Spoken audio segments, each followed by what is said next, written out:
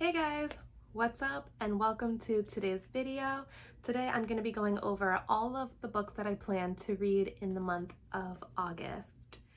If you like videos like this, be sure and give this video a thumbs up and subscribe to my channel. I put out videos every Wednesday and Friday.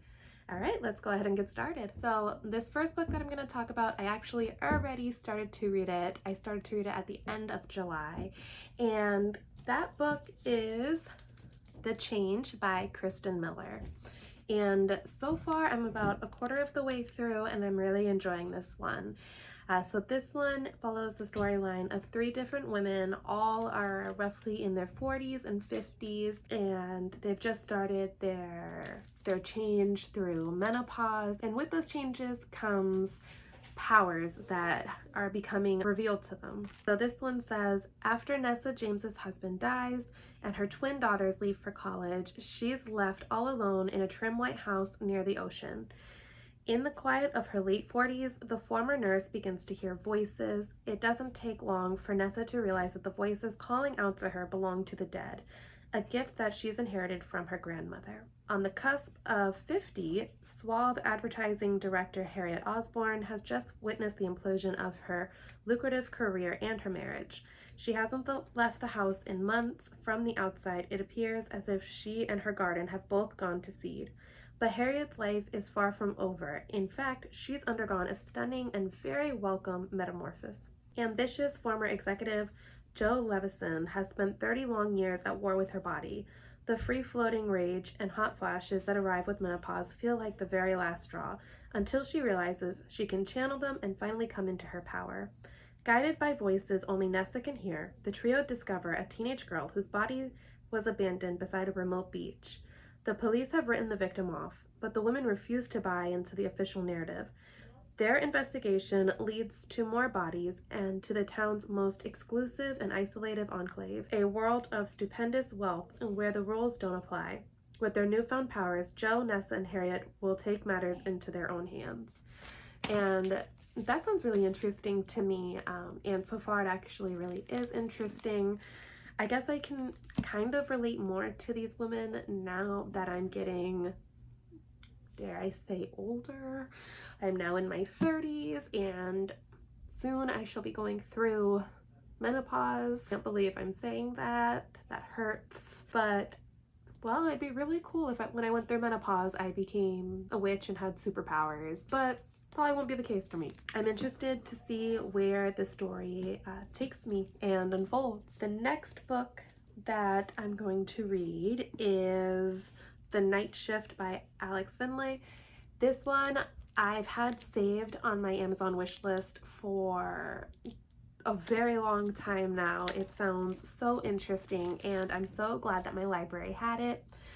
Pretty much most of these books I actually picked up from the library, and I gotta say my library is doing a fantastic job of keeping really popular books stocked and on the bestsellers cart when you first walk in, and I'm super impressed. I've been getting so lucky this summer and finding some really good hits. And anyway, so this one is about, it says, so begins one of the most highly anticipated thrillers in recent years. It's New Year's Eve 1999. Y2K is expected to bring chaos, planes falling from the sky, elevators plunging to earth, world markets collapsing. Which, were any of you alive when Y2K hit? I was 10 years old and I remember people freaking out about the millennia happening. They were saying computers were gonna crash. I mean, everything was going to go haywire. The world as we knew it was going to change, and literally nothing happened. It was such a letdown. A digital apocalypse. None of that happens, but at a Blockbuster Video in New Jersey, 4 teenagers working late at the store are attacked. Only one inexplicably survives. Police quickly identify a suspect, the boyfriend of one of the victims, who flees and is never seen again. 15 years later, more teenage employees are attacked at an ice cream store in the same town, and again, only one makes it out alive. In the aftermath of the latest crime, 3 lives intersect. The lone survivor of the Blockbuster massacre, who's forced to relive the horrors of her tragedy, the brother of the fugitive accused who's convinced the police have the wrong suspect, and FBI agent Sarah Keller, who must delve into the secrets of both nights, stirring up memories of teen love and lies to uncover the truth about murders on the night shift. I cannot wait to read this book. It sounds so intriguing. I feel like it's going to be a blast from the past type of thing, like reading about Blockbuster. I actually interviewed for a Blockbuster position, and this is like right on the cusp of them going under.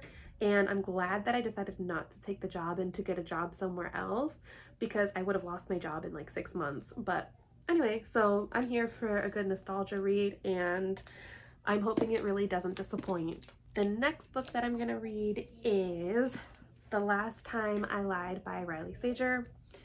This one is about two truths and a lie. The girls played it all the time in their cabin at Camp Nightingale. Vivian, Natalie, Allison, and the first-time camper Emma Davis, the youngest of the group. But the games ended the night Emma sleepily watched the others sneak out of the cabin into the darkness. The last she or anyone saw of them was Vivian closing the cabin door behind her, hushing Emma with a finger pressed to her lips. Now a rising star in the New York art scene, Emma turns her past into paintings, massive canvases filled with dark leaves and gnarled branches that cover ghostly shapes in white dresses. When the paintings catch the attention of Francesca Harris White, the wealthy owner of Camp Nightingale, she implores Emma to return to the newly reopened camp as a painting instructor. Seeing an opportunity to find out what really happened to her friends all those years ago, Emma agrees. Familiar faces, unchanged cabins, and the same dark lake haunt Nightingale, even though the camp is opening its doors for the first time since the disappearances. Emma is even assigned to the same cabin she slept in as a teenager, but soon discovers a security camera, the only one on the property, pointed directly at its doors.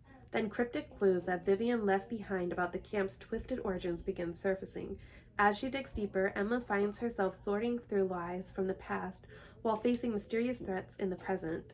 And the closer she gets to the truth about Camp Nightingale and what really happened to her friends, the more she realizes that closure could come at a deadly price.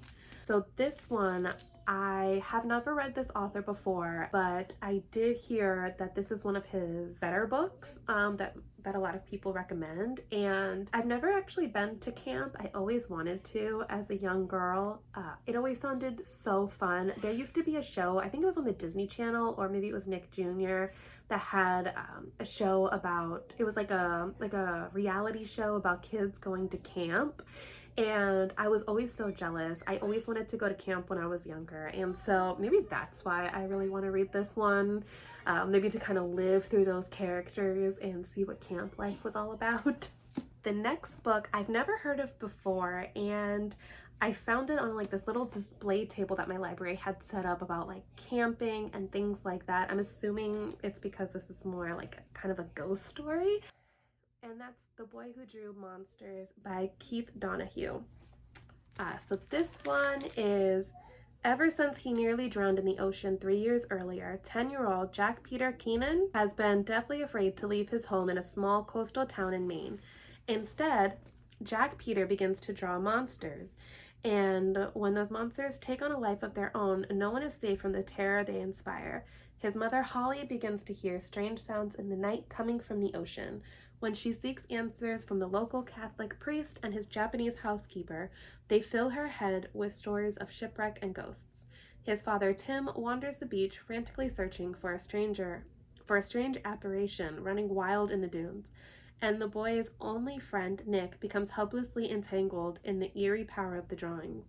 While those around Jack Peter are haunted by what they think they see, only he knows the truth behind the terrors that lurk in the outside world.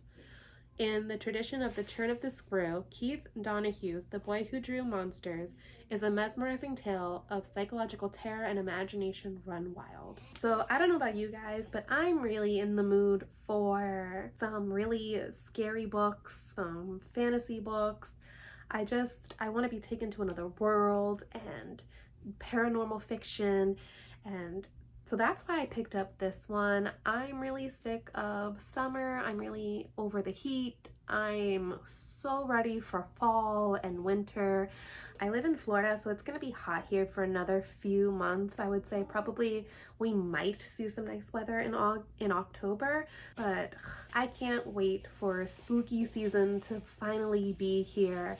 So I'm determined to just keep reading books like this to kind of get me in the mood for that. At the moment, I'm kind of done with reading contemporary romance books. I'm a mood reader, so I tend to read those really only in the summer. I might pick one up here and there if I need like a little break from too many dark and psychological thrillers and stuff like that. But right now, I'm really in the mood for that. So the next book that I'm going to hopefully get to is called Ordinary Monsters, and this one is by J.M. Miro. Now, this is a huge book, so I'm hoping that I am able to get through it. It's 658 pages. It did get really good reviews online, so I'm hopeful that it'll be good. I'm kind of intimidated by the sheer size of it. But this one is set in England, 1882. In Victoria, London, two children with mysterious powers are hunted by a figure of darkness, a man made of smoke. 16-year-old Charlie Ovid, despite a beautiful childhood in Mississippi, doesn't have a scar on him. His body heals itself, whether he wants it to or not. Marlowe, a foundling from a railway freight car, shines with a strange bluish light. He can melt or mend flesh. When a jaded female detective is recruited to escort them to safety, all three begin a journey into the nature of difference and belonging and the shadowy edges of the monstrous. What follows is a story of wonder and betrayal from the gaslit streets of London and the wooden theaters of Tokyo to an eerie estate outside Edinburgh, where other children with gifts, the talents, have been gathered. There, the world of the dead and the world of the living threaten to collide, and as secrets within the Institute unfurl, Marlowe, Charlie, and the rest of the talents will discover the truth about their abilities and the nature of what is stalking them, that the worst monsters sometimes come bearing the sweetest gifts. So even though this book is massive, I'm really hoping that I will be able to read it in its entirety this month. So honestly speaking, those are the 5 books that I'm pretty sure that I will get through this month. The next 2 that I'm going to talk about, I don't have high hopes that I'll actually be able to get to, but in case I do, I wanted to read The House Across the Lake from Riley Sager. I already mentioned one of his other books that I'm going to try to read this month. I'm going to read that one first because it is a library book, but I do want to read this one as well. This one says, "Be careful what you watch for." Casey Fletcher, a recently widowed actress trying to escape a streak of bad press, has retreated to the peace and quiet of her family's lake house in Vermont. Armed with a pair of binoculars and several bottles of bourbon, she passes the time watching Tom and Catherine Royce, the glamorous couple living in the house across the lake. They make for good viewing. A tech innovator, Tom is powerful, and a former model, Catherine is gorgeous. One day on the lake, Casey saves Catherine from drowning, and the two strike up a budding friendship. But the more they get to know each other and the longer Casey watches, the more it becomes clear that Catherine and Tom's marriage isn't as perfect as it appears. When Catherine suddenly vanishes, Casey immediately suspects Tom of foul play. What she doesn't realize is that there's more to the story than meets the eye, and that shocking secrets can lurk beneath the most placid of surfaces. Honestly, this one kind of reminds me of a movie, if I'm being honest. I feel like maybe they might even make this into a movie. I feel like that would be really cool to watch. But I'm excited to read that one. And the 7th book that I'm going to talk about, like I said, I don't think I'll actually get to, and this one also follows the theme for this month that I'm trying to kind of stick to, which is psychological thrillers and fantasy novels, and I can't believe it has taken me so long to read this one. And the book I'm going to talk about is actually a set in a trilogy, but it's the first book of that trilogy, and it's A Discovery of Witches by Deborah Harkness. Deep in the heart of Oxford's library, Diana Bishop, a young scholar and the descendant of witches, unearths an enchanted alchemy manuscript. Wanting nothing to do with sorcery, she banishes the book to the stacks, but her discovery has set a fantastical underworld stirring, and soon a horde of demons, witches, and other creatures descend upon the library. Among them is Matthew Claremont, a vampire with a keen interest in the book. Equal parts history and magic, romance and suspense, a discovery of witches is mesmerizing an addictive tale of passion and obsession that reveals the closely guarded secrets of an enchanted world. This one sounds exactly like what I am in the mood to read, and so you're probably wondering, well, why don't you just read this one first? And that's because I want to get through my library books first before I read this one, because I did purchase this one and the rest of the books in the trilogy. So there you have it, guys. Those are the books that I'm going to try to get through this month. I'm really, really hopeful that this month will be a good month. My oldest is going back to school, so I should have more free time to actually read. So let me know in the comments below what you're going to be reading this month. I would love to hear about them. And be sure to subscribe to my channel and all of my other social medias. I will link them down below for you guys, so that way you guys can get even more content from me. I hope that you guys are having a beautiful day wherever you are, and I'll see you in my next video. Bye!